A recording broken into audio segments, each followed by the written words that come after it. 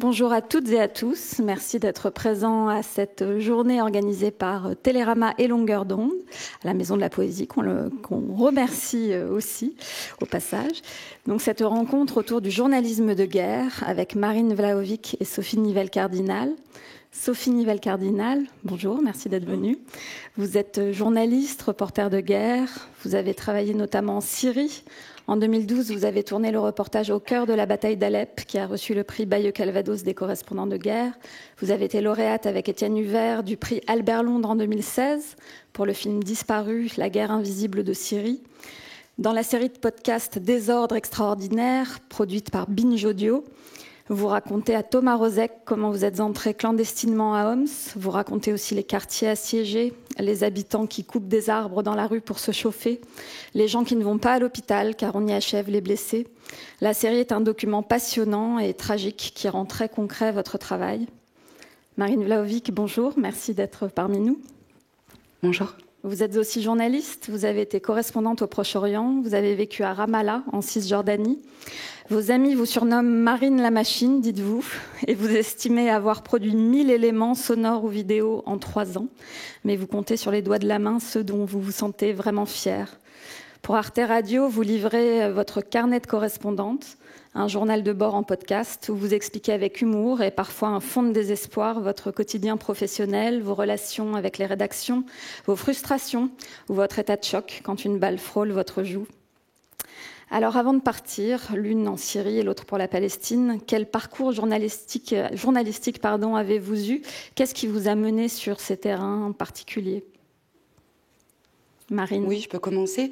En fait, moi, la Palestine, elle est intrinsèquement liée à ma carrière de journaliste, puisque j'étais pas encore diplômée de l'école de journalisme, où j'ai fait un apprentissage avec un grand groupe, dans un grand groupe radiophonique français à l'époque. C'était il y a 12 ans à peu près. Que j'allais déjà en Palestine pour travailler pendant mes congés. Donc je prenais 3 semaines de vacances et j'allais travailler sur place. Donc ça a toujours été, lié finalement à ma pratique du journalisme. J'y faisais des sauts de puce. Je faisais des sessions reportage comme ça de quelques semaines, mais jamais plus. Je ne voulais pas m'y installer. Il y a encore quelques années, parce que vivre derrière un mur, ça limite quand même les perspectives, et je m'y sentais étouffée. Et puis l'occasion s'est présentée donc de prendre ce poste de correspondante à Ramallah. Je venais d'avoir 30 ans, je me disais que c'était le moment ou jamais. Correspondant, c'est un métier qui est très précaire, et donc je savais que quelques années plus tard, en fait, j'aurais plus ni la force ni l'énergie de m'installer comme ça. Et je trouvais ça intéressant de pouvoir raconter l'actualité palestinienne au quotidien, puisque c'était mon travail, avec toutes les nuances, les subtilités, et qu'on peut apporter grâce en fait à la fine connaissance du terrain quand on est correspondant. Et donc c'est comme ça que je me suis installée à Ramallah en 2016 pour en partir en 2019. Donc ça fait bientôt 2 ans maintenant que j'en suis partie. Alors Sophie, vous avez eu le sentiment de rater la révolution égyptienne, de passer à côté d'un conflit. Après, vous êtes allée en Libye en 2011. Qu'est-ce qui vous a amené ensuite en Syrie? Moi, j'étais basée à Beyrouth, en fait. J'habitais à Beyrouth. J'étais arrivée en 2010 pour travailler pour une agence de presse. Moi, ça faisait déjà plusieurs années que j'étais reporter. C'était une région que je connaissais pas. Moi, j'ai commencé à faire du journalisme à Taïwan. Quelques années avant, et puis donc j'étais à Beyrouth, et puis c'était le moment des printemps arabes, donc il y a eu la Tunisie, il y a eu l'Égypte, et étant à Beyrouth, c'était difficile de ne pas aller voir ce qui se passe en Syrie. Donc c'est comme ça que j'ai commencé à couvrir ce qui n'était pas encore un conflit, on savait pas encore trop ce que c'était. Et puis j'ai continué. Alors, vous dites qu'au début, dans Désordre extraordinaire, vous dites que vous ne pensiez pas qu'il allait passer se passer quoi que ce soit en Syrie. Ça vous semble être un pays tenu d'une main de fer, avec un régime vraiment bien installé, donc vous n'y croyiez pas à cette guerre-là. C'est-à-dire qu'à cette époque, tout allait très vite. C'est une époque vraiment d'effervescence en Tunisie, au Caire. Les dirigeants sont tombés très vite. Après, il y a eu la Libye qui a commencé à se soulever. Mais c'est vrai que je me souviens être rentrée à Beyrouth en avril 2011, et on savait qu'il y avait des manifestations, mais on savait aussi qu'elles étaient réprimées. Et ce régime est une dictature très dure. Donc je me souviens qu'il y avait des amis d'amis qui nous avaient demandé est-ce que vous nous conseillez ou pas d'annuler. Ils devaient aller à Damas en voyage touristique, parce qu'on avait beaucoup en Syrie faire du tourisme à l'époque. Et on leur disait, même s'il y a des manifestations, ça va aller. Vous n'allez pas vous en rendre compte, vous n'allez pas vous retrouver en danger. Donc je me souviens qu'en avril, on leur avait dit, allez-y, enfin vous faites pas de soucis. Mais c'est vrai que c'était pas, de toute façon, chaque pays a sa spécificité, mais c'était pas la Tunisie, c'était pas le Caire, c'était pas non plus la Libye. Donc oui, moi je connaissais un peu la Syrie. De ce que j'en connaissais, je voyais mal comment le scénario de la Tunisie ou du Caire pouvait se répéter. Après, l'histoire se passe toujours de manière incroyable et imprévue, donc voilà. Et finalement, ces manifestations, elles duraient. Je me souviens aussi qu'il y avait cette expression, j'ai l'impression que le vendredi, c'était Syrie, parce que dans les médias, on dit alors vendredi, en Syrie, des manifestations.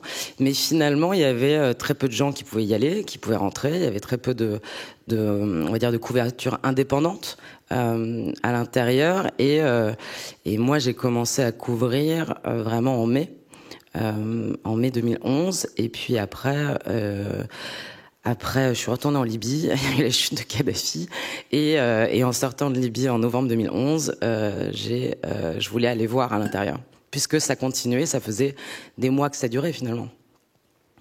Marine, vous, quand vous arrivez sur le terrain en Palestine, comment est-ce que se fait l'accès à l'information, l'accès aux sources? Comment est-ce que vous prenez vos marques, en fait, très simplement, quand vous arrivez là-bas? Alors déjà, c'était un terrain que je connaissais, mais que je connaissais plutôt par le biais de la société civile. Et donc ça a été une vraie découverte quand je me suis installée comme correspondante, puisque là, en fait, j'avais pas le choix. Il fallait que je sois à Ramallah, juste à côté des lieux de pouvoir. Bon, alors c'est un pouvoir limité quand il s'agit des Palestiniens, puisqu'ils vivent quand même sous occupation. Mais avant de m'y installer, je restais très peu à Ramallah. J'ai jamais trop aimé cette ville que j'ai toujours trouvée fausse, factice, qui représente pas du tout en fait la réalité du conflit en Palestine. Et je passais beaucoup de temps à Hébron, qui est pour le coup un microcosme de la guerre larvée qui est en cours là-bas. Donc j'ai pris mes marques finalement. En faisant en créant beaucoup de contacts avec des officiels, ce qui ne m'enchantait pas forcément en ce qui concerne par exemple l'autorité palestinienne, puisque c'est un régime autoritaire. Il n'y a pas eu d'élection depuis plus de 15 ans. Les Palestiniens n'ont pas choisi ne peuvent plus choisir leurs dirigeants. Ça se passe comme ça. En tant que correspondante et journaliste d'actualité, de hard news, comme on dit, ça passe beaucoup par les canaux officiels, et il s'agissait aussi de prendre contact avec les autorités israéliennes, puisque en fait j'étais soumise à leur bon vouloir. C'est elles qui me fournissaient l'accréditation, le sésame qui me permettait de travailler sur place en Cisjordanie et aussi à Gaza, comme je l'explique dans le podcast. Officiellement, je ne pouvais pas dire aux autorités israéliennes que j'habitais à Ramallah. Et c'était très dur. Parce que j'avais l'impression d'être complètement schizophrène, de dissimuler tout un pan de ma vie alors que je n'avais rien à me reprocher, j'avais rien à cacher. Et c'est pour ça que ça a été libérateur aussi pour moi de faire ce podcast, de pouvoir... Je me souviens quand j'ai écrit cette phrase... quand j'ai commencé à travailler sur ce podcast, je vis à Ramallah. Là, je me suis dit, ok, je vais tout raconter. ou en tout cas presque tout. On va écouter justement un extrait de votre podcast Carnet de correspondante pour Arte Radio. Carnet de correspondante, un podcast de Marine Vlahovic,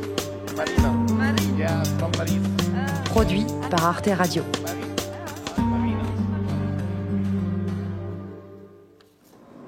Mon quotidien est fait d'arrestations, de destructions, d'attaques, de la mort omniprésente. Un Palestinien tué ce dimanche matin. Je devrais m'y habituer à la mort. C'est mon travail après tout. 3 Israéliens ont été tués cette nuit à coups de couteau. Mais je ne m'y fais pas. Bilan des affrontements de ces dernières heures s'élève à 1 mort et plusieurs blessés côté israélien, 3 morts côté palestinien.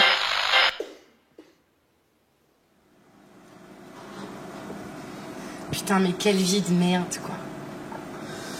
Mais quelle vie de merde. Tu t'imagines vivre ça tous les jours? Non, mais ça, c'est ma vie, ça. Vous l'avez peut-être remarqué, quand je suis hors de moi ou tout simplement stressée, je jure comme un charretier. Un monstre de vulgarité. En fait, c'est ma façon à moi de rouler des mécaniques dans le milieu impitoyable et viril des journalistes. Je joue au mec antipathique pour me faire respecter. Oh ma grande, c'est gentil de m'appeler. Bah oui, en fait, je voulais t'appeler depuis quelques jours et du coup, ton mail m'a fait vraiment très plaisir et je me suis dit, bah c'est l'occasion pour se parler de vive voix, tu vois. Ce qui est quand même une bonne chose parce que les visios, je vais te dire, ça rend fou. Ouais. Lui, c'est Sylvain Gir, le grand Manitou d'Arte Radio. Oui, je sais, il continue de m'appeler ma grande, même si aujourd'hui j'ai 35 ans passés. Il est paternaliste, mais je ne lui en tiens pas rigueur. Arte Radio, c'est un peu ma famille radiophonique, qui m'a repérée, et surtout, qui m'a formée. Ça remonte à une époque lointaine, celle où seul un petit cercle d'initiés connaissait le terme podcast. Puis j'ai été apprentie journaliste, dans une école réputée et des stations de radio locales. Le journal avec Marine Vlahovic. Bonjour Marine. Bonjour. Avant de devenir journaliste tout court. De la neige sur la région. Les flocons tombent depuis l'aube en continu dans le Calvados. Malgré mon nom étranger, difficile à prononcer, j'ai grandi en Bretagne. Je suis allergique au gris, à la pluie, au calme. Il n'y a que dans le chaos que je m'entends penser. Alors, depuis 10 ans, j'ai choisi de vivre et de travailler autour de la Méditerranée, ou en tout cas jamais très loin.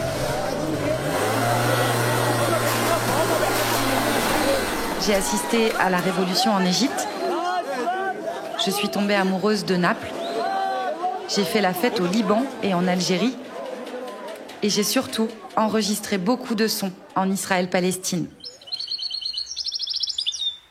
C'est beau d'être amoureux. C'est ce que j'aime dans mon travail. Capter des voix, des ambiances, des situations, écouter le monde pour le mettre en ondes.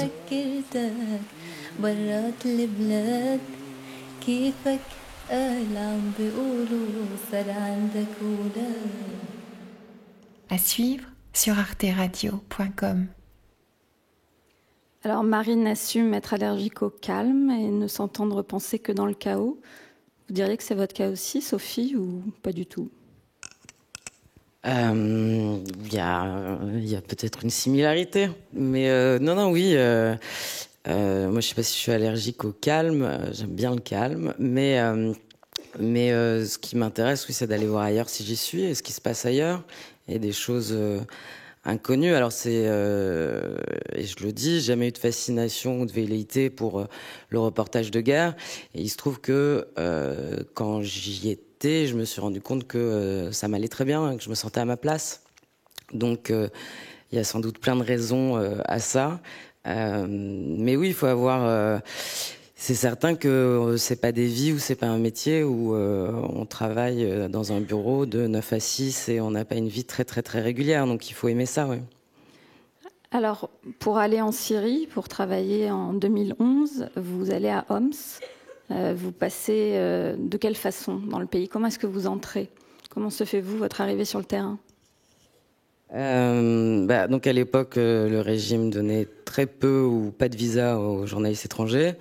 Moi, j'avais essayé les deux, et de demander un visa au régime et de solliciter des contacts dans ce qui était l'opposition, parce qu'on savait pas trop ce que c'était vraiment. Et en fait, je suis rentrée clandestinement, parce que c'est ce réseau-là qui a été plus rapide que l'autre.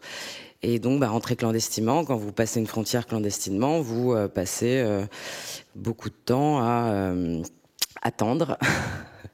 Mais voilà, on est passé de maison en maison, on a marché, on était à l'arrière parfois de motos, parfois cachés dans des camionnettes, et pour faire 30 km pour arriver à Homs, on a mis 24 heures. Alors vous cassez l'une et l'autre pas mal de clichés sur le métier de reporter de guerre, notamment le fait qu'il y a beaucoup d'attentes. Vous aussi, Marine, vous racontez que vous passez un temps fou dans les embouteillages, vous écoutez de l'opéra. Ça, c'est vraiment une partie intégrante du métier. C'est de la patience qu'il faut. Oui, mais en fait, c'est un quotidien qui est rempli de trivialités, quoi. Enfin, je pense on peut le dire, de choses très banales. Après, le reportage de guerre, j'ai pas l'impression que ça soit un genre, en fait, du journalisme. Finalement, on est journaliste dans des conditions différentes, où on porte beaucoup plus attention, évidemment, à la sécurité. Et je pense que nos podcasts sont très différents. Mais ce qu'on fait, c'est qu'on humanise finalement les journalistes qui produisent de l'information en faisant des récits qui sont aussi différents sur la forme que sur le fond, bien sûr. Et que, c'est aussi, pour moi en tout cas, c'était important d'aller à l'encontre de cette fascination pour le reporter de guerre. D'ailleurs, on dit souvent le reporter de guerre et pas la reporter de guerre. Voilà, c'est pas une fonction qui est féminisée.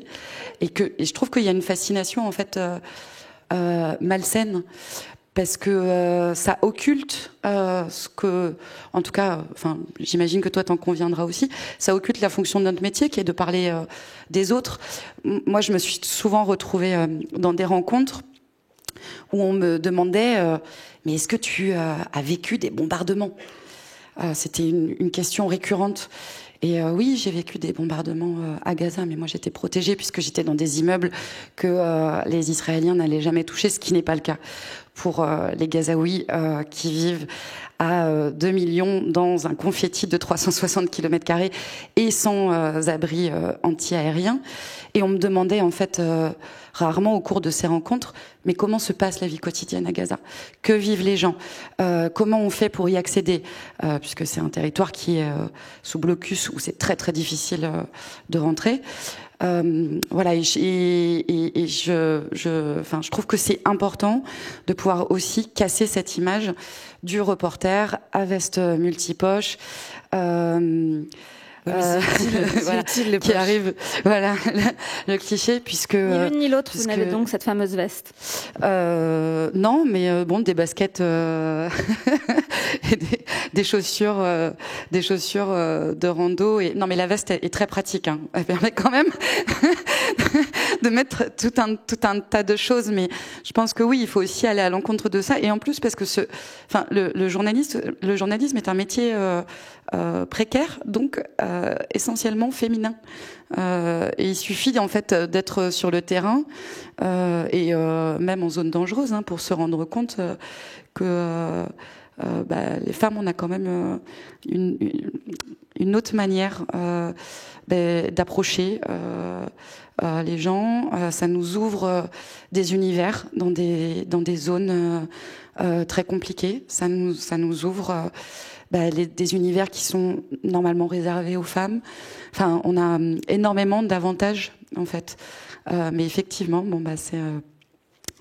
c'est peut-être qu'on a plus accès à des instants du quotidien et on a peut-être moins de quoi rouler des mécaniques, mais je pense que après, je pense qu'on est plus confronté à Paris auprès de rédacteurs en chef ou dans des rédactions à des remarques. Enfin, ça les dérange plus eux, où ils comprennent pas quand ils voient arriver des jeunes femmes, mais ça, tu fais la guerre, et enfin où tu vas à la guerre, voilà. Mais en fait, de toute façon, sur les terrains de guerre, nous les journalistes, qu'on soit hommes ou femmes, on est d'abord des journalistes étrangers.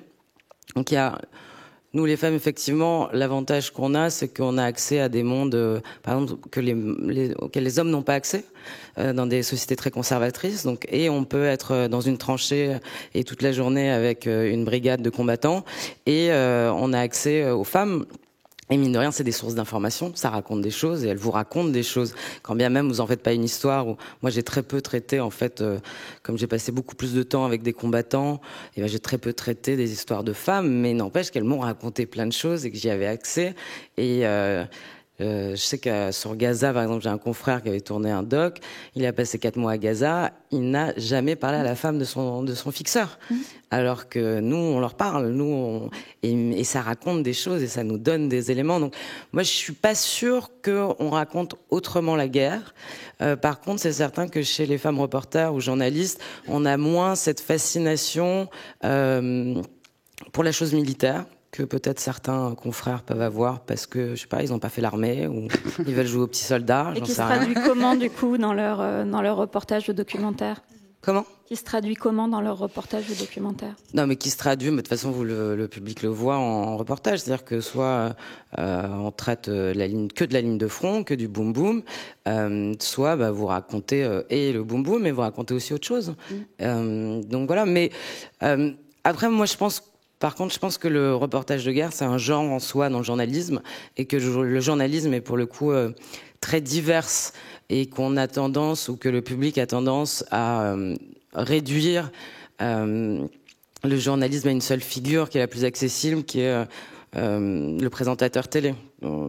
Alors maintenant, il y a BFM. Moi, quand j'ai commencé, BFM n'existait pas. Et quand je disais que j'étais journaliste à la télé, on me parlait de PPDA. Je disais non, mais on ne fait pas tout à fait le même métier. Voilà. Donc, et il y a plein, comme dans le journalisme, il y a des éditorialistes, il y a des rédacteurs en chef, il y a toute une diversité de métiers et de genres. Le journalisme sportif, c'est pas la même chose que que le hard news, que présenter les journaux, etc. Donc, et effectivement, il y a beaucoup de femmes sur le Moyen-Orient, et je parle pas seulement des médias francophones, c'est couvert par les femmes dans tous les médias occidentaux. Et vous regardez l'actu à Kaboul, en Afghanistan, et c'est le mieux couvert aujourd'hui, c'est par les femmes. Si je défends ma chapelle. Sauf les postes à responsabilité et qui sont malheureusement bien souvent tenus par des hommes. Moi, quand j'ai fait ce podcast, et je voulais absolument que le terme corresponde soit dans le titre, ce qui a donné lieu à l'époque à quelques débats parce que c'était peut-être pas assez vendeur. Je voulais vraiment rendre hommage aux correspondants. Qui, je pense, si on fait le compte, dans l'écrasante majorité des cas, sont des correspondantes. Alors là, c'est certain, dans l'écrasante majorité des correspondants sont des précaires, des journalistes pigistes qui sont rémunérés à la tâche, parce qu'il y a très très peu de titulaires en fait. Il y a plus que quelques médias qui gardent des bureaux comme ça à droite à gauche. Moi, en ce qui me concerne, à l'époque où je travaillais, mes chefs de bureau qui étaient à Jérusalem étaient des hommes, et sinon, dans l'ensemble, les journalistes étrangers que je pouvais côtoyer sur le terrain, il y avait effectivement beaucoup de femmes. Ah ouais, moi, j'étais passée à Jérusalem avant le confinement, en 2020. Bref, les Français, il n'y avait que des hommes en poste. Ah oui. J'avais fait la remarque. Mais ça, il s'agissait des correspondants titulaires. Voilà, pas des correspondants pigistes. Et les numéros 2 étaient que des femmes. Ouais, exactement. Ce qui et en plus avec toute la précarité, c'est ce que j'explique dans le podcast, surtout dans le dernier épisode, avec toute la précarité qui en découle. Mais est-ce que c'est pas spécifiquement français, parce que chez nos confrères européens, anglophones, allemands, c'est pas tout à fait la même chose, pas tout à fait le même équilibre. Non, il y avait quand même beaucoup d'hommes aussi chez les anglophones titulaires. Est-ce que vous pouvez nous raconter l'une et l'autre vos relations avec les rédactions avec lesquelles vous travaillez, et de quelle façon se font les choix des angles ? Je pense que c'est différent aussi quand on fait de l'actu et quand on est correspondant que quand on travaille sur des formats plus longs. Moi, j'ai fait un peu de correspondance, mais ça fait longtemps que j'en fais plus. Et après, ça dépend les rédactions avec qui vous travaillez. Moi, ça fait beaucoup travaillé avec Arte. Et quand ça fait et j'ai commencé à Paris, donc j'étais déjà au bureau de l'info. Donc c'est des gens qu'on se côtoie depuis longtemps, on a des relations de confiance. Et souvent, on nous dit, mais vous êtes obligé de faire tel sujet. Je dis, mais non, c'est un dialogue, en fait. Évidemment, de temps en temps, la rédaction appelle ou le rédacteur en chef appelle pour traiter tel ou tel sujet. Et à l'inverse, on est force de proposition. Mais tout ça, pour moi, en tout cas, est un dialogue dans des formats plus longs, mais je sais que la correspondance telle que la raconte Marine dans le podcast, il n'y a pas de dialogue possible. C'est-à-dire qu'appeler les rédactions pour dire ah non mais c'est pas ça qui se passe, ça a l'air très difficile. Il y en a eu du dialogue, mais à un moment j'étais fatiguée aussi de toujours argumenter, et puis je travaillais dans l'urgence. J'étais bridée puisque j'avais des chefs de bureau à Jérusalem qui, par exemple, il y en a un qui considérait que Gaza était son précaré, donc à chaque fois il m'empêchait d'aller à Gaza. Enfin bon, c'était quand même des histoires de cours d'école, quoi. Et ensuite avec les rédactions parisiennes, ce qui est extrêmement frustrant, c'est qu'on n'a pas de contact physique. Ça se passe par téléphone ou par mail. Que, comme je le dis dans le podcast, et ça, je pense que c'est une tendance que les médias ont, et j'espère qu'il pourra y avoir à l'avenir une remise en cause là-dessus, mais bon, j'y crois pas. C'est en fait de rester fixé sur le fil de la dépêche AFP et d'appeler les correspondants sur place en fonction de ce qui sort sur le fil AFP. Et de demander finalement qu'on produise exactement les mêmes sujets qui sont dans la dépêche AFP, sans tenir en compte finalement de l'expertise, de la connaissance, de la subtilité qu'ont les correspondants et du plus qu'on apporte en fait en étant correspondant. Mais il y avait des dialogues. Il y avait un dialogue possible. Je pense qu'aussi, au bout d'un moment, très clairement, j'étais fatiguée, quoi. D'argumenter, j'avais une urgence de raconter. Non, mais t'as raison, c'est ta faute. non. Alors, ce n'est pas ma faute. Si. Ce n'est pas ma faute. J'avais aussi l'urgence de raconter, parce que la Palestine passe à l'as quand même. Hein. Elle est un peu sortie du feu des projecteurs. Bon, après, comme la Syrie, comme j'imagine, tu voudrais, tu l'expliques bien, toi, dans ton podcast. Donc, c'est vrai que quand on m'a m'appelait, j'avais cette espèce de culpabilité en me disant le sujet vaut pas le coup d'être traité, à mon sens. Parfois, je le disais quand même. C'est n'importe quoi, c'est complètement à côté. Mais je voulais aussi qu'on parle de la région. Et puis, j'avais tout simplement aussi des besoins économiques. Hein. Très clairement, il fallait faire tourner la machine. C'est une région qui coûte cher. Tout était à ma charge. Il y avait une réalité financière triviale, quoi. Mais moi, ça a occasionné beaucoup de frustration. Si j'avais eu le temps de faire du magazine ou du documentaire, je pense que j'aurais été moins frustrée. J'aurais été plus dans l'échange avec les rédactions qui ont encore le souci de ça. Mais dans le tout info, là, aujourd'hui, ce souci-là n'existe plus. Moi, on me demandait de produire au plus vite, sans même vérifier les informations. Ce qui est quand même à la base de notre métier, c'est quand même bien la vérification d'informations. Et là, c'est complètement absurde. Après, c'est certain que... après, oui, c'est un dialogue dans des formats plus longs. Mais par exemple, nous, sur le documentaire Disparu, on a travaillé dessus pendant 1 an et on n'arrivait pas à le vendre. Il faut préciser, ça n'intéressait pas. Les disparus du régime. Pendant 1 an, on a travaillé, on a enquêté, et après, nous, on était déterminés à raconter cette histoire et à faire exister cette histoire. Mais je pense que c'est mine de rien, on compte beaucoup aujourd'hui dans cette profession sur soit la détermination des journalistes à faire exister une histoire, et donc on travaille sans être payé, mais parce que il faut raconter cette histoire, ou la détermination, ou l'énergie, tout simplement, ou la nécessité de gagner sa vie. Enfin.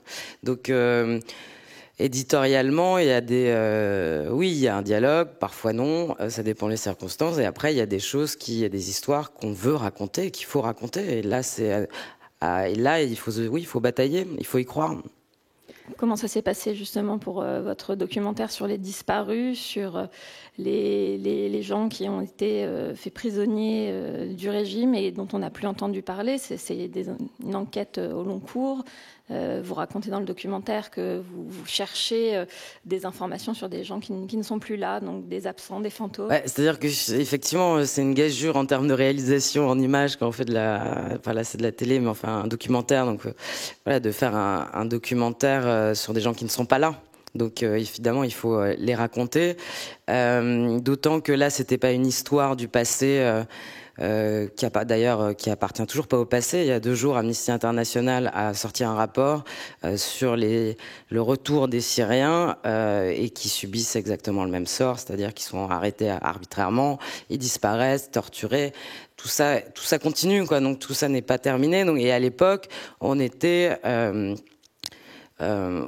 dans un moment où c'est vrai que nous, on s'est dit, au bout de 2 ans, Étienne était allé aussi couvrir, été 2012, était allé en Syrie. Moi, ça faisait 2 ans que je faisais du news, parfois des choses plus longues, où je racontais cette histoire syrienne qui était devenue donc une guerre civile et on sentait bien qu'il y avait une lassitude du public. Et nous, on se disait, bon, il faut qu'on continue à raconter cette histoire.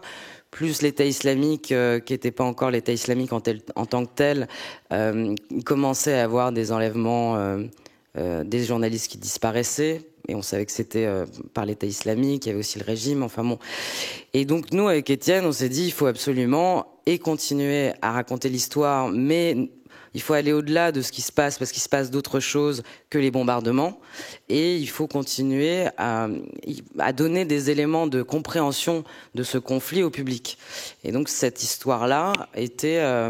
on s'est dit, mais en fait, il se passe ça aussi. Moi, j'avais rencontré des gens qui avaient disparu pendant 3 mois, et qui étaient sortis, enfin très amaigris, et qui me racontaient tout ça. Mais il fallait raconter de manière longue, et parce que c'était un système et c'était pas seulement un témoignage qui pouvait faire que on raconte le système qui était en cours et qui était pas seulement en plus des bombardements, en plus de tout le reste, une autre arme du régime dans cette guerre contre sa population.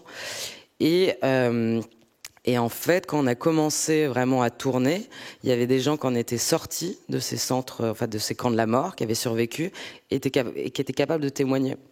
Parce que ça faisait 6 mois, parce qu'ils avaient pris assez de recul, parce qu'ils avaient repris vie. Et donc, on avait des témoignages de survivants. Et puis aussi des témoignages de gens qui ont participé au sein du régime, qui ont participé au système, et qui donc confirment que c'est bien un système, qui confirme les ordres, qui confirme tout ça. On va écouter un extrait de votre podcast pour Binge Audio, Désordre extraordinaire. Binge Audio.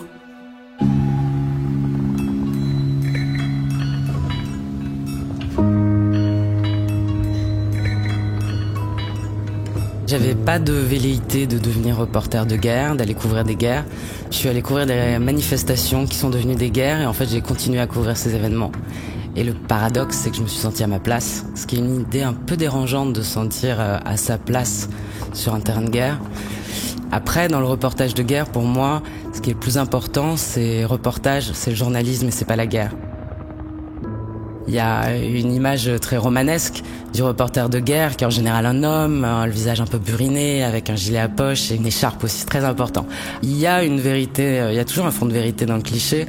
Et oui, le gilet à poche et avoir plein de poches, c'est quand même très très utile quand on est en reportage, parce que plus encore maintenant avec les téléphones, plus si vous avez du matos, quand vous avez une caméra, ben oui, il faut pouvoir avoir les cartes, les batteries, le foulard aussi, c'est très utile un foulard. Quand il fait chaud, quand il fait froid, si vous avez l'occasion de prendre une douche, ça peut servir de serviette. Si vous avez l'occasion de dormir, ça peut servir de coussin. Donc en fait, il y a un fond de vérité dans ces clichés.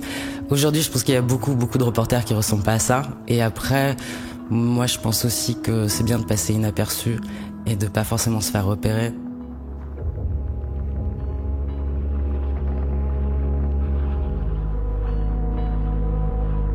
J'avais aucune fascination pour le Moyen-Orient, je dois dire, parce que j'avais sans doute beaucoup de préjugés en tant que femme, en tant que féministe.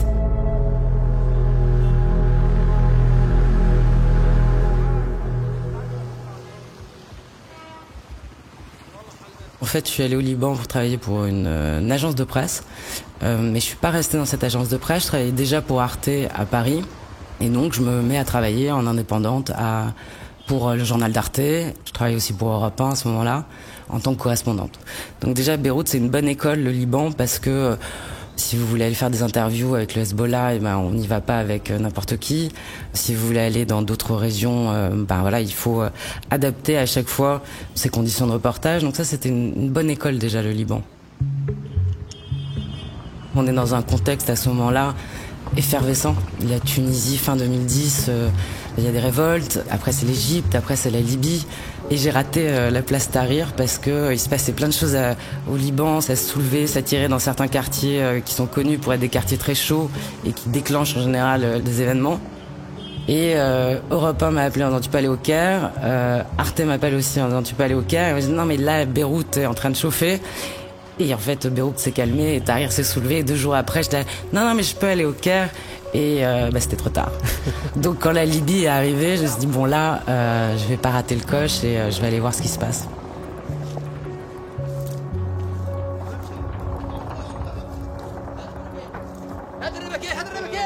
En février 2011, donc moi j'arrive à Benghazi. Benghazi vient d'être libéré et en fait 10 jours après, il y a une contre-offensive kadhafiste. Et là, c'est les bombardements, c'est les lignes de front.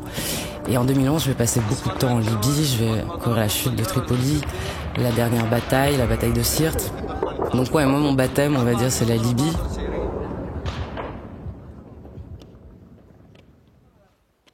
Vous êtes interrogé par Thomas Rozek pour ce podcast. Dans ce podcast, vous posez la question qui est très pertinente du pourquoi on vous parle. Vous interrogez, c'est une question qui a l'air de vous tenir à cœur. Est-ce que ça donne une identité à vos interlocuteurs? Est-ce que c'est parce que vous écoutez pendant des heures? Est-ce que vous avez résolu cette question? Non, mais c'est vrai on demande à des gens de nous dire, on les sollicite, on leur demande des questions. Ils sont souvent, en tout cas, sur des terrains de conflit ou de post-conflit, dans des situations très délicates. Ils nous racontent, ils nous racontent des choses souvent intimes. Après, ça peut être des gens qui perdent. Vous allez couvrir des inondations et des gens perdent leur maison, ils ont tout perdu et vous leur tendez un micro. C'est une situation très délicate. Est-ce que moi j'aurais envie de parler à un journaliste à ce moment-là? Je suis pas sûre. Donc là c'est un peu trivial comme exemple, mais quand on a encore une fois sur disparu, c'est vrai qu'on a fait des interviews pendant des heures et des heures. Parfois on a dû interrompre au bout de quelques heures parce que les gens ils vous racontent le pire de ce qu'ils ont vécu. C'est très intime. Ils racontent des choses qu'ils n'ont jamais dit à personne, ni à leur femme, ni à leur mari. Donc voilà, pourquoi les gens nous parlent. Oui, ça me pose question, ou même ce qu'on appelle les bourreaux, quand les gens sont coupables de choses criminelles et qui vous parlent et qui vous racontent. Oui, moi ça m'interroge toujours de savoir, quels sont les ressorts. Parfois, en Syrie ou ailleurs, au début, c'est certain que les gens nous parlaient parce qu'ils étaient persuadés que il fallait que le monde sache ce qui se passe. Et puis, en tout cas, sur la Syrie, il y a eu un moment donné, au bout de 2-3 ans, déjà avant ils avaient peur de parler tout simplement, et puis la parole s'est libérée parce qu'il y a cette expression qui dit que le mur de la peur était tombé. Ils en avaient fini avec la peur, et puis quand ils ont vu que de toute façon ça ne changeait rien, là c'était plus difficile d'avoir des gens qui racontaient des choses et qui nous parlaient. Il y avait j'ai des gens qui ont été très en colère parce qu'ils ont cru aux médias occidentaux, ils ont cru que ça allait faire une différence quand le monde saurait ce qu'ils subissaient. Quand Emmanuel Macron regarde ce que vous récoltez, que ça ne change rien, Alors Emmanuel Macron, je ne sais pas si Emmanuel Macron regarde mes reportages, mais je pense que vous faites référence à autre chose. Ah, peut-être.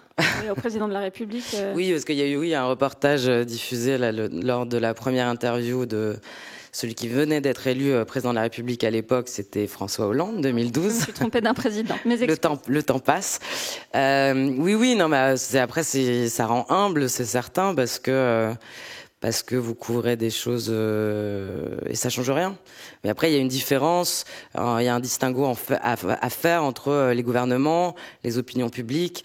Il y a aussi de l'indifférence, il y a eu beaucoup d'indifférence de la part des opinions publiques occidentales. Donc, j'en étais où? J'ai perdu le fil. Juste avant, je voulais terminer. Quand il voit que rien ne change, que la parole... Oui, voilà, non, mais après, il y a cette... et puis il y a des gens, par exemple, qui à un moment donné aussi, en tout cas chez les Syriens, on dit mais en fait on n'a pas suffisamment raconté, on n'a pas suffisamment expliqué. Par exemple, sur les tortures, sur les arrestations, le système existait avant la Révolution, il a juste pris une autre ampleur, mais c'est la différence quand on s'adresse à un public occidental ou à un public des pays arabes. Tout le monde connaît dans les pays arabes et en Syrie et au-delà les services de sécurité, les mouhabarat. Tout le monde connaît le système, tout le monde en a peur. Donc il n'y a pas besoin de l'expliquer. Si vous faites un film pour le monde occidental, pour un public français, allemand, européen, il y a plein de choses à expliquer qui sont pas voilà. Et il y a eu des gens qui m'ont dit peut-être on n'a pas assez bien raconté. On n'a pas assez... Après, on peut toujours dire que c'est notre faute, que c'est leur faute. Mais oui, pourquoi les gens nous parlent? Moi, je trouve que c'est toujours... je suis toujours émerveillée, j'avoue. Et de la confiance qu'ils nous donnent. Et je sais que dans les pays occidentaux, il y a énormément de défiance vis-à-vis des médias. Et sans doute avec raison. Mais... je me souviens, une quinzaine d'années, un reportage en France, donc ça n'a rien à voir, et c'était pour un 2 minutes 30, et je sais que la personne que j'ai interviewée me dit « mais vous allez retenir que 10 secondes, ça fait une demi-heure qu'on parle ».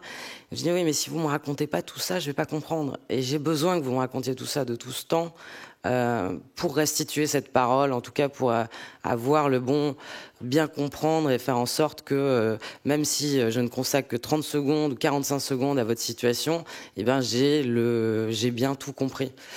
Et non, mais je pense que voilà, il faut être respectueux de cette parole et du temps que les gens nous accordent, de ce qu'ils nous donnent. Et oui, moi, ça m'émerveille toujours. Et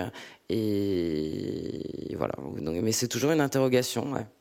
Avant de laisser la parole au public pour des questions, parce que le temps file très vite, Marine, vous vouliez rebondir sur cette question de la parole? Ouais, la parole, c'est très important en fait. Moi, je trouve que, ce qui était depuis que je suis journaliste, je trouve que ce qui est extrêmement dur, et notamment, dans des zones comme la Palestine, mais ça concerne pas que la Palestine, c'est cette attente démesurée qu'il y a des médias occidentaux que nous représentons en tant que journalistes occidentaux, et on sait très bien en fait que ça va rien changer. Moi, je trouve que c'est dur en termes personnels, en termes d'éthique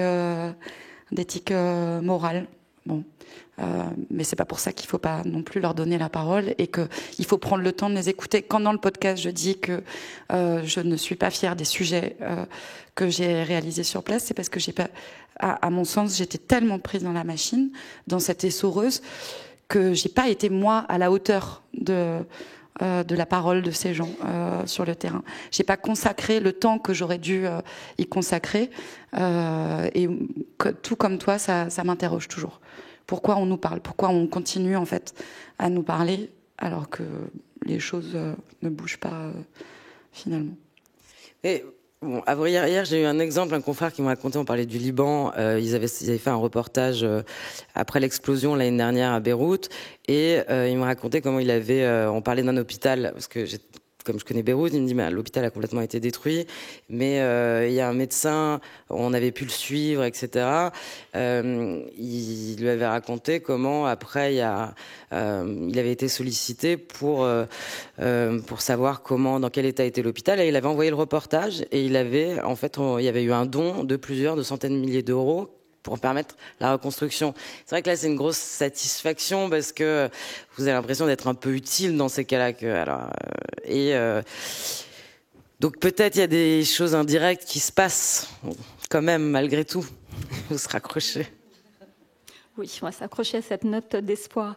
Avez-vous des questions pour Marine Vlahovic et Sophie Nivelle-Cardinal? Alors, on n'a pas de micro, mais je vais essayer de scruter la salle et s'il y a des mains qui se lèvent, vous pourrez dire votre question et je la répéterai au micro. Oui. Quel conseil donneriez-vous à un jeune journaliste qui voudrait faire du reportage de guerre? Quel conseil pour un jeune journaliste qui voudrait faire du reportage de guerre? Je commence. Je conseillerais de ne pas le faire. Oui, déjà, ça c'est le premier conseil. Oui. De commencer à travailler en France déjà, de bien s'aguerrir au reportage et de pas partir bille en tête comme ça à l'étranger dans des conditions de sécurité précaires, puisque en fait les médias n'en ont rien à faire des conditions de sécurité ou en tout cas de précarité dans lesquelles les jeunes journalistes travaillent, et ça peut être ça va quand même un peu souci. mieux. Je mettrai un petit bémol parce que il y a 10 ans, moi, quand j'ai commencé à faire donc du reportage de guerre sur des terrains de guerre, les Français avaient la réputation, les médias francophones avaient la réputation alors de n'en avoir rien à faire. C'est-à-dire que tous les confrères, les photographes disaient non, on peut vendre à Le Monde, etc. Enfin, ou Paris Match, allons-y. Et ils nous demandent rien, et ils comparaient avec le New York Times et avec les médias allemands. Là, parce que, mais c'est aussi parce qu'en fait, les médias français ont pas été confrontés, en fait, avaient pas été confrontés à un tel conflit. Et par exemple, la guerre en Irak a été couverte par les Français, mais très peu. Finalement, les rédactions étaient confrontées. Le vrai dernier conflit, c'est l'ex-Yougoslavie pour les médias français. Donc, il n'y avait pas non plus cette tradition ou cette pratique. Et parce qu'il y a eu beaucoup de journalistes qui sont morts très vite, que ce soit et en Libye et en Syrie, il y a eu une prise de conscience qu'il fallait former en termes de sécurité, qu'il fallait. Et le paradoxe, je me souviens que c'est en fait 2015. J'étais invitée avec on va dire des directions de médias, et on parlait justement des systèmes de comment sécuriser pour les pigistes, et ils disaient que en fait leur cellule psy avait été beaucoup plus sollicitée à Paris après les attentats du Bataclan et de Nice. Parce que là, c'est de la différence, c'est qu'on ne s'attendait pas à se retrouver, les journalistes qui ont couvert ça ne s'attendaient pas à se retrouver dans de telles situations. C'est pas tout à fait la même chose quand vous allez sur un terrain de guerre, vous savez vers quoi vous allez. Mais il y a quand même eu une prise de conscience ces 10 dernières années des médias francophones, des médias français, sur une forme de nécessité de, les formations... des formations les formations hostile. Oui, c'est ça, c'est les formations de journalisme en zone dangereuse ou pour revenir sur moi c'est pas drôle. C'est vraiment pas drôle en fait, et que et c'est beaucoup de sacrifices, et c'est être confronté à des choses quand même qui sont très désagréables. Donc je dis pas qu'il faut pas en faire, parce que il faut. Je suis pas sûre qu'il faille aller faire du reportage en disant je vais faire du reportage de guerre. Il faut aller faire du reportage, c'est sûr. Mais il faut avoir conscience que c'est mettre le doigt dans quelque chose qui après a des conséquences, et pas seulement dans votre vie professionnelle, quoi. Je reviens juste sur la formation. Moi, j'ai été recrutée pour m'installer à Ramallah. C'était un recrutement... Recruté par qui? Recruté par 2 gros groupes radiophoniques français, des radios publiques. C'était un recrutement en bonne et due forme, et en fait, mon travail j'avais un poste informel de correspondante. Sans salaire fixe. Sans salaire fixe. Donc payé à la tâche, avec une prime mensuelle de risque, je crois qu'il se montait à 250 €, ce qui me laissait... c'était mon budget pour les cours d'arabe et les réparations de ma voiture pourrie.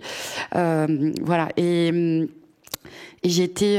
donc il y avait ces formations qui existaient depuis quelques années, et on m'a proposé de la suivre après que j'ai commencé en fait à couvrir les manifestations le long de la frontière entre Gaza et Israël, où les snipers israéliens on m'a tiré à balles réelles, et c'est là en fait qu'on s'est dit faudrait peut-être quand même que Marine suive cette formation de couverture des conflits, quoi.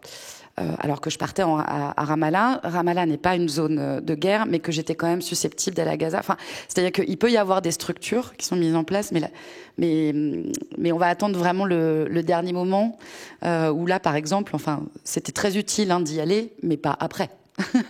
Pas après avoir eu comme ça une balle qui a sifflé près de mon oreille, quoi. Donc oui, il y a effectivement des structures, mais après moi j'ai fait une formation au bout de 2 ans, parce que ça faisait déjà 2 ans que je faisais du terrain de guerre, du terrain de conflit, et en fait il y avait eu des cas où si les gens avaient eu des formations en première urgence, les confrères seraient pas morts. Donc, et il y avait les rumeurs d'armes biologiques en Syrie, et je devais retourner à Alep. Et là, je me suis dit les bombes, je connais, les kalash, je connais, les trucs, tout ça, mais les armes chimiques, il faut que j'ai une petite formation là-dessus. Donc moi, j'avais été en Grande-Bretagne à l'époque, j'avais trouvé une formation, mais je me souviens avoir passé ces quelques jours, et pourtant ça faisait 2 ans que je passais ma vie entre la Syrie, la Libye, la Syrie, la Libye. J'ai dit, mais j'aurais fait ça avant. J'aurais dit, mais jamais vous me retrouverez sur un terrain de guerre. Mais vous m'oubliez, quoi. Voilà. Après, je pense que ces formations, elles sont bien, mais moi, c'est les soins de première urgence qui sont les plus importants.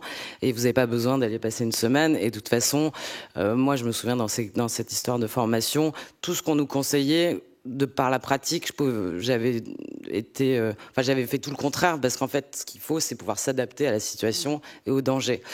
Mais ce que vous pouvez retenir de ce qu'on vient de dire, c'est que je pense que prenez soin de vous, n'oubliez pas de prendre des vacances, parce que c'est certain que si vous êtes indépendant, personne va vous dire de prendre des vacances, et vous êtes corvéable à merci. Donc voilà, prenez soin de vous. Est-ce qu'il y a...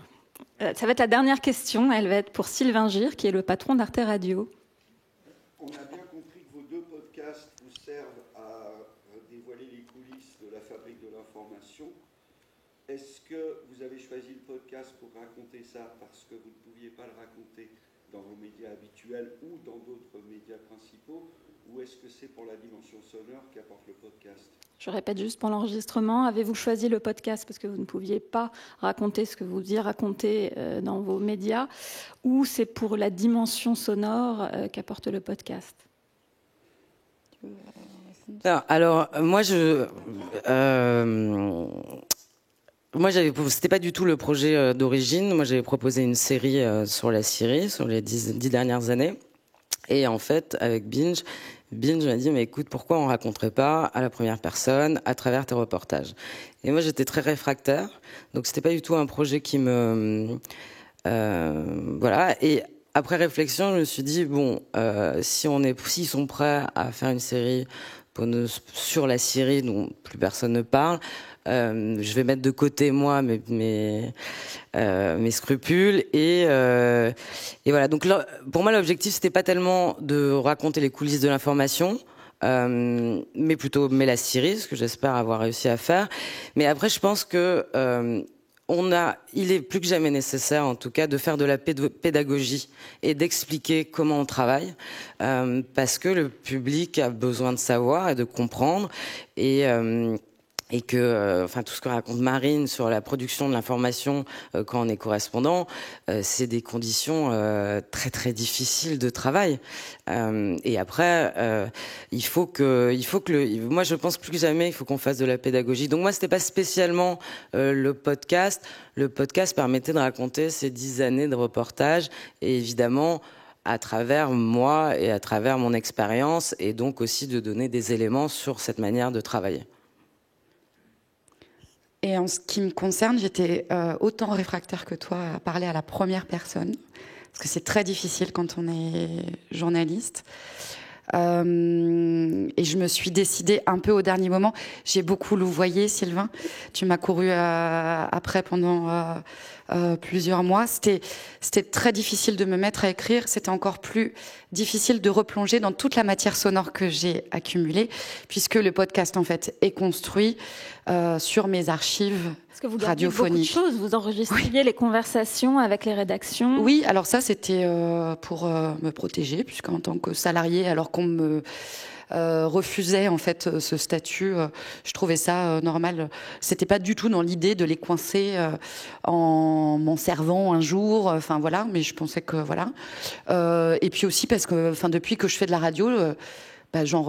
J'enregistre, j'archive. Il y a des moments que je trouve, voilà, j'aime le son, et je vivais des choses tellement extraordinaires que ça me semblait important aussi de pouvoir archiver tout ça.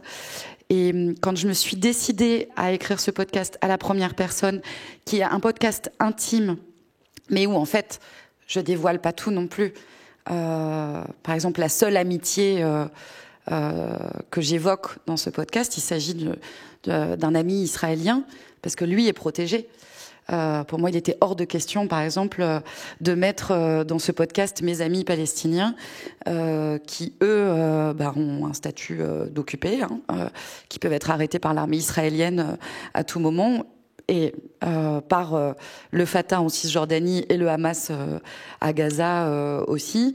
Donc, j'ai pas voulu tout dévoiler non plus. C'était important de protéger mes sources, mon entourage. Voilà, ces amitiés qui ont nourri la façon dont je travaillais sur place. Et je voulais aussi en faire un jeu qui soit collectif, pour parler du statut des correspondants qu'on entend à la radio, dont on retient même pas parfois les noms de ces petites mains, voilà, de l'information. Ça, c'était très important pour moi. Et une fois que je me suis plongée dedans, j'y ai passé du temps et ça a été un vrai plaisir parce que j'ai redécouvert le travail sur la matière sonore, avec toutes ces archives que j'avais emmagasinées. Et je voulais vraiment lui donner une dimension sonore pour lui donner une dimension immersive, en jouant sur les lois de proximité qu'on a en journalisme. Tu l'évoques un peu, en journalisme, il y a la proximité géographique. Bon, là, pour le coup, c'est loin, la Palestine, mais j'ai un peu joué sur la proximité affective, avec l'idée aussi que les auditrices et les auditeurs pouvaient s'identifier à moi. Voilà, une jeune femme blanche, de classe moyenne, pas trop mal dans ses baskets. C'est pour ça que j'ai pas eu de tabou à raconter ce qu'on vit en tant que journaliste quand on est sur le terrain. Les fêtes, l'alcool. Je ne suis pas alcoolique. Mais moi, je t'avoue que j'ai assez peu fait la fête en Syrie. Voilà. Mais en revanche, à Jérusalem ou à Ramallah, parce que je ne faisais pas la fête à Gaza, quoique ça a dû m'arriver une ou deux fois et avec des Gazaouis. Mais ça, il était hors de question d'en parler parce que je voulais pas les mettre en difficulté. À Jérusalem et Gaza, tous les journalistes font la fête. Mais personne n'en parle. Les correspondants titulaires de Jérusalem viennent faire la fête à Ramallah. Parce que c'est le Thursday Night Fever. C'est le Ramallah Night Fever. J'avais fait déjà en 2011 un podcast pour Arte Radio sur les nuits endiablées de Ramallah. Et là, il n'y a aucun tabou, en fait, à raconter ça. Les Palestiniens font la fête à Ramallah. Les Israéliens viennent aussi pour faire la fête à Ramallah. Je veux dire, c'est quand même une donnée de ce conflit. Donc ça, c'est par exemple, je pense, des choses qu'on peut me reprocher. Voilà, de pas être sérieuse, de pas être crédible. Parce que je raconte dans ce podcast que j'ai fait la fête. Mais ceux qui me le reprochent l'ont fait aussi, mais ils le disent pas. Et je pense que cette matière sonore aussi m'a aidé à avoir cette honnêteté. C'était dur, j'y ai passé beaucoup de temps, parce que c'était extrêmement dur. J'ai versé des torrents de larmes, je sais pas combien de fois j'ai pleuré chez moi, toute seule, à monter pendant des heures, à faire le tri, avant ça, même à dérocher. Combien de fois j'ai pleuré dans le studio d'Arte avec Arnaud Forest, avec qui j'ai co-réalisé ce podcast. Ça a été dur, parce que c'était une vraie remise en question, mais je trouve que, en tout cas pour moi, ça me semblait nécessaire de pouvoir raconter les choses comme ça. Après, ce que raconte, c'est qu'il y a de la vie dans la guerre. Ouais. Et après, même si aujourd'hui Israël, les territoires sont pas où il n'y a pas de conflit tous les jours, on est quand même dans une zone de post-conflit ou de conflit potentiel. Mais comme ça peut être paradoxal, mais je pense qu'on le comprend. Quand moi aussi j'aime beaucoup Gaza, mais je pense que pour le grand public, dire j'adore Gaza peut être un peu paradoxal. Oui. La réalité, c'est que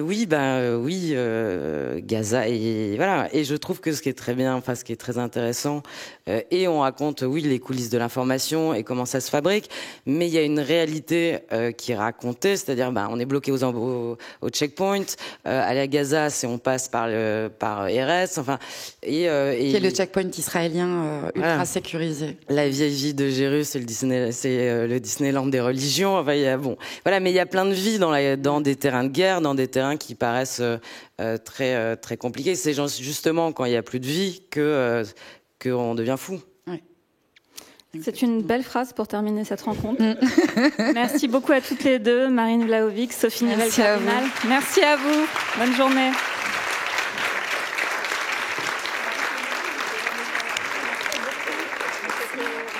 Super sonique.